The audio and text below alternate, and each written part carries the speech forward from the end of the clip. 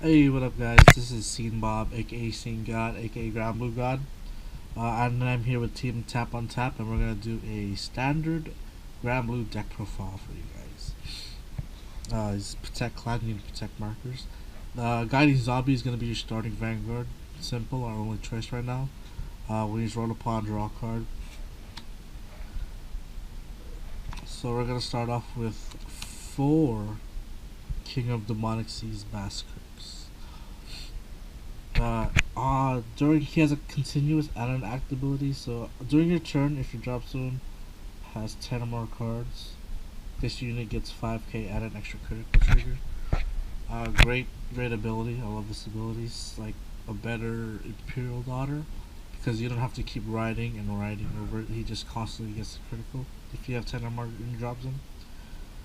And his act is once per turn, counter blast 1, soul blast 1, call card from your drop zone, and Basker gets 5k for every grade of that card you called. So he can get really big on his own, really big.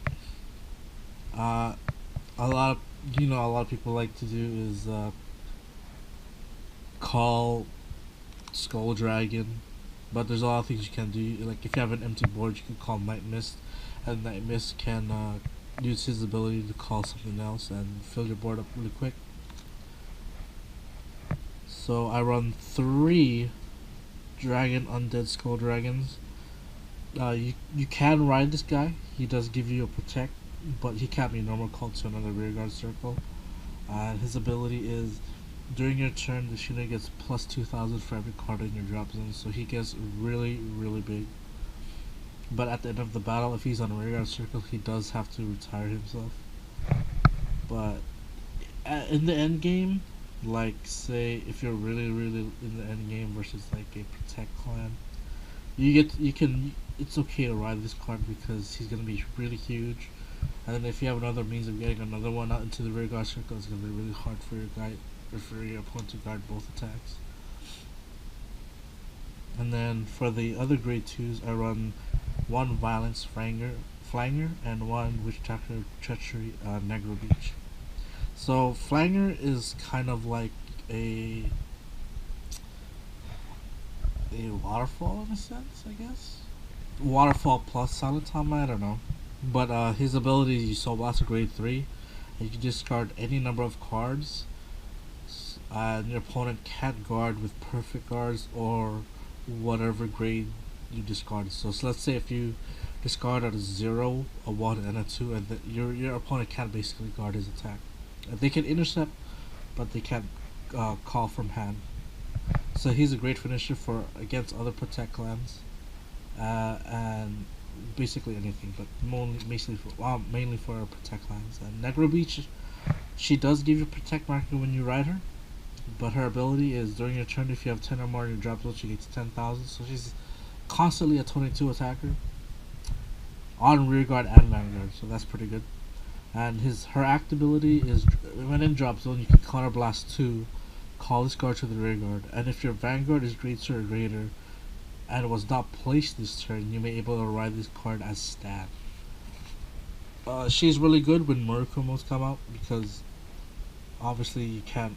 They have the ability to stop you from riding grade 3s, so she's really good. I mean, I still run her now even though Murakumos are not out, but yeah, she's for the future she will be good. And in the future I'll be only be running one as well.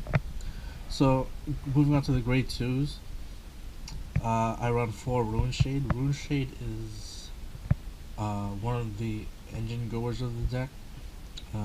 He has a continuous ability.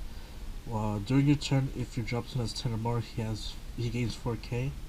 When you attack a Vanguard, you get to mill 2 and he gains an extra 4k. So if you attack a Vanguard, he's going to be a 17 attacker, which is a really good number for other Protect clans and Excel clans.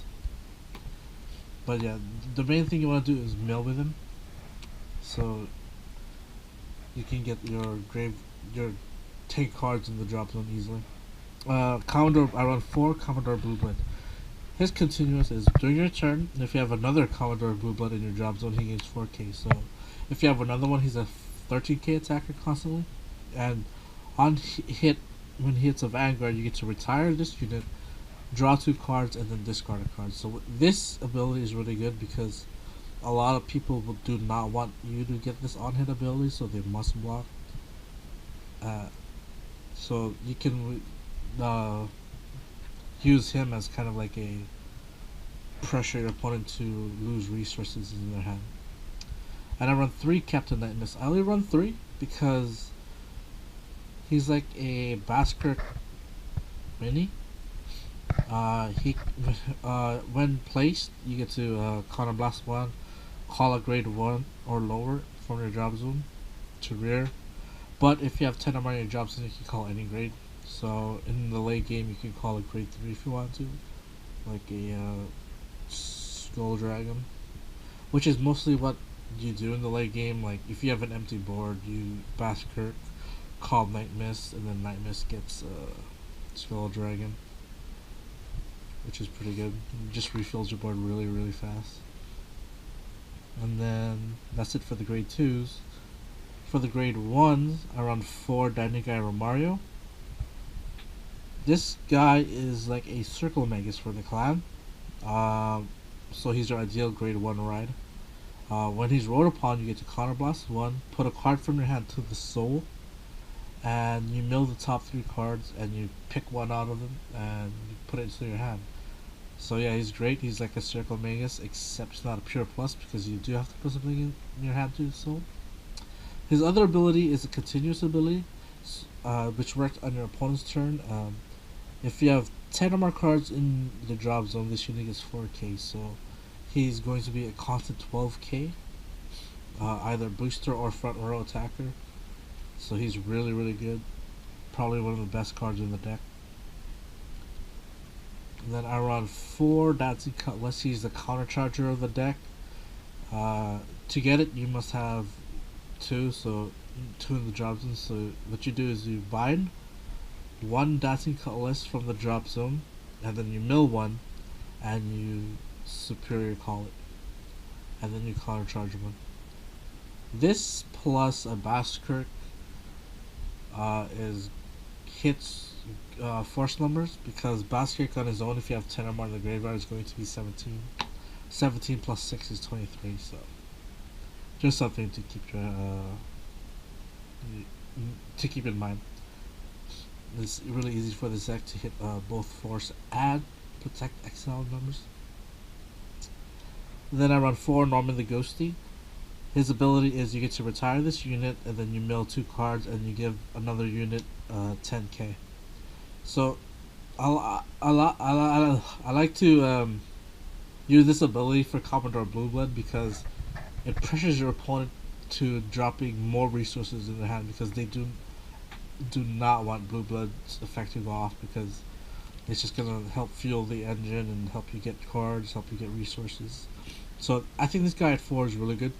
You can use this effect to like boost Baskirk, but I wouldn't do it because a lot of the times your opponent is going to PG Baskirk anyway.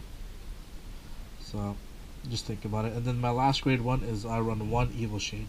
Evil Shade's ability is once per turn you get to Counterblast 1 and bind a card from your drop zone, and then you get to call the same card that you bind, or another card with the same name from the drop zone. So he's your way of getting 2 Skull Dragons. So what you do is you have 3 in the grave. 1 you call from Baskirk, and the other one you call with Evil Shade, and that's how you get 2 Skull Dragons plus the Baskirk you always see in the anime. It's pretty cool. For the triggers, are on 4 PGs standard, 4 heals, and 8 crits. A lot of people are fooling around with the idea of 6 crits, 6 draws. I wouldn't do it because as a Protect clan, you do need the crits because it's hard for you to actually get hits on, even with your big numbers, because other Protect clans have PGs most of the time. Drawing in this deck is not too bad because of Blue Blood, and you basically mill all the time, so your draws are going to be pretty good most of the time.